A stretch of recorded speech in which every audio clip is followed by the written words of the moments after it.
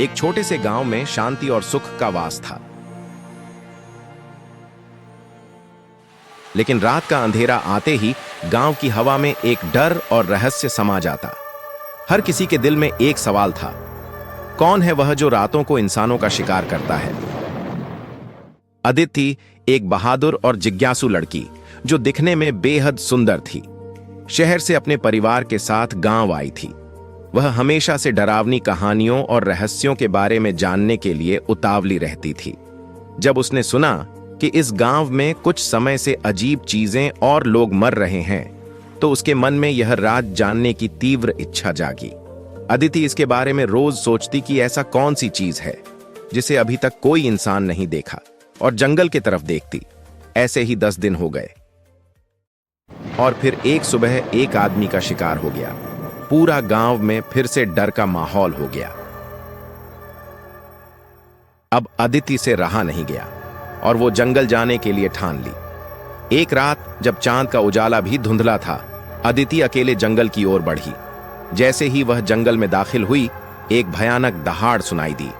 अदिति का दिल जोर जोर से धड़कने लगा, लेकिन वह रुकी नहीं, चलते रही। अंधेरे में अचानक एक विशाल भेड़िया सामने आ खड़ा हुआ। अदिति उसे देखी तो पूरी तरह से डर गई, लेकिन हिम्मत करके खड़ी रही और उसके तरफ देखी। उसकी आंखों में कुछ ऐसा था जो अदिति को अंदर तक महसूस हुआ। वह भेड़िया बस शिकार करने नहीं आया था, बल्कि वह एक दर्दनाक कहानी को अपनी आंखों में छुपाए हुए था। अदिति भेड़िया से पूछी, तुम गांव वाले को क्यों मार रहे हो? भेड़िया ने अदिति से कहा, तुमसे मिलने के बाद मुझे समझ में आया कि मैं सिर्फ एक शिकार नहीं, बल्कि एक भटकती आत्मा हूं जो एक अधूरी प्रेम कहानी का शिकार है। वह भेड़िया कभी इंसान था, लेकिन एक खूनी प्रेम कहानी ने उसे भेड़िए में बदल दिया। वह अब भी उसी अतीत के दर्द में जी रहा था। उसके भीतर एक खौफ और पछतावा था। भेड़िया की कहानी सुन के अदिति को समझ में आया कि यह भेड़िया कोई राक्षस नहीं, बल्कि एक टूटे हुए दिल का रुकावट था।